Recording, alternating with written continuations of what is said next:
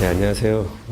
저는 18년째 마크로미 램브리라는 여론조사 회사에서 일하고 있고, 여러 가지 일을 하다가 최근 한 9년 동안은 트렌드 책을 매년 발간하는데 그런 작업을 하는 윤덕환이라고 합니다.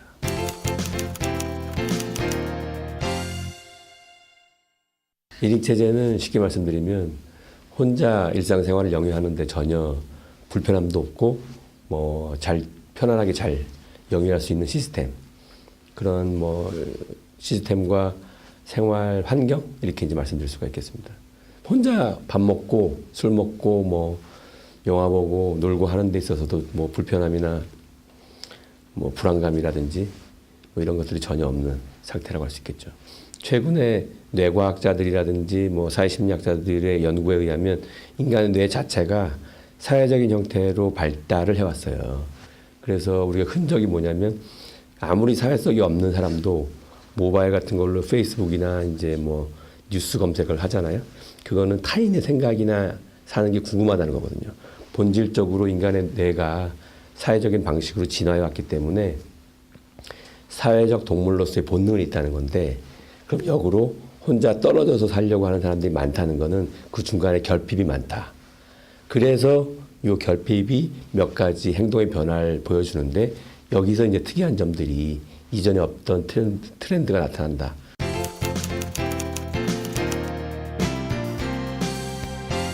의식주와 관련돼서 여러 가지 변화가 있는데, 중요한 거는 사람들이 외모에 신경을 최근에 조금 덜 써요. 그래서 예를 들어서 회사에 이렇게 수염 기르고 출근한다거나 머리를 안 감고 출근하는 그런 분들도 가끔 있죠, 그죠? 그런 분들이 늘어나는 거는 이게 그 사람의 문제가 아니라 이게 트렌드구나, 이렇게 생각을 하셔야 되고요.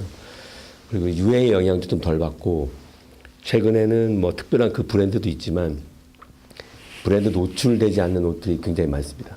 그런 걸 선호하는 경향도 많고, 그래서 브랜드 영향도 떨어졌고, 이게 옷과 관련된 변화 중에 하나고, 밥도 이제 혼자 먹는 건 아주 일상화됐는데, 중요한 건 요새 라면이 덜 팔린다는 거 아십니까? 라면이 덜 팔려요. 그게 이제 가정 간편식 시장이 훨씬 증가했기 때문인데, 이게 재작년부터 집에서 먹는 것뿐만 아니라 집에서 만들어 먹으려고 합니다. 그러니까 이게 반복되다 보면 1인 가구가 늘어나는 현상뿐만 아니라 4인이 있더라도 4개의 1인 체제가 있는 거기 때문에 각자 해 먹어요. 예. 이런 그 라이프스타일을 의미하는 거고, 주거와 관련돼서도 1인 체제가 영향을 많이 주는데, 그때 2001년도 저희들이 했던 라이프스타일 조사를 보면 큰 방을 원한다, 같은 평 쓰면 방이 큰 걸 원한다는 게 한 77%쯤 됐습니다. 15년 지난 후에 큰 방을 원한다는 비율이 41%훅 떨어졌어요. 큰 방을 원하는 사람들이 줄어들었구나, 이제 개인화된 공간을 원하는구나, 이렇게 알고 있었는데, 올해 거의 50% 가까이 나는 큰 방을 원해라는 사람이 다시 증가한 거죠. 그 이유는 저희가 다른 측정을 해봤더니 집에서 머무는 시간이 늘어납니다.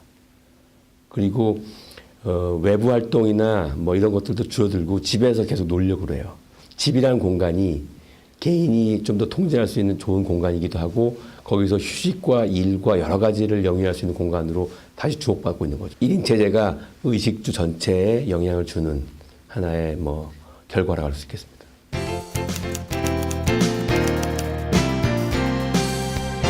개인의 꿈, 여가나 개인의 뭔가 취미나 자기가 진짜로 하고 싶은 뭔가를 위해서 돈을 벌거나 그런 거죠. 여가가 주가 되고, 그걸 위해서 일상의 어떤 소득이 있는 경제적 활동들을 하는 사람들이 늘어나고 있다고요. 이 현상에 주목을 하셔야 됩니다. 그러니까 적극적 여가라는 것이 일의 어떤 부속물로서 존재하는 시대가 이제 끝났다는 거를 사람들이 알고 있는 거죠. 여가가 자기 인생에서 굉장히 중요하고, 이게 내 인생의 정체성을 오히려 분명하게 해줄 수 있는 하나의 활동이라는 거를 여가 관련된 정책 당국자분들도 알려줘야 되고, 더 이상은 가족을 위한 여가다, 가족을 위한 여행, 이렇게 좀 홍보하지 않았으면 좋겠어요. 자신의 정체성을 발견할 수 있고 내 삶의 지혜를 통해 가지고 이것이 내 인생의 의미를 찾는 데 굉장히 중요한 역할을 한다. 그다음에 이 여가 시간이라는 것만이 유일하게 하루 24시간 동안 내가 주도적으로 쓸 수 있는 시간이잖아요. 이 의미를 깊이 있게 고민을 해서 정책적 제안 같은 것들을 하는 게 굉장히 중요하다라는 거죠. 그다음에 또 하나가 1인 체제는 특별한 것은 타인의 영향을 덜 받아요. 그러니까 남들이 어딜 간다 뭐 이런 식의 홍보는 의미가 좀 없고 이 시간을 내가 가족을 위해 쓸 것인지 아니면 사회적 의미를 위해 쓸 것인지를 선택하게끔 하는 거.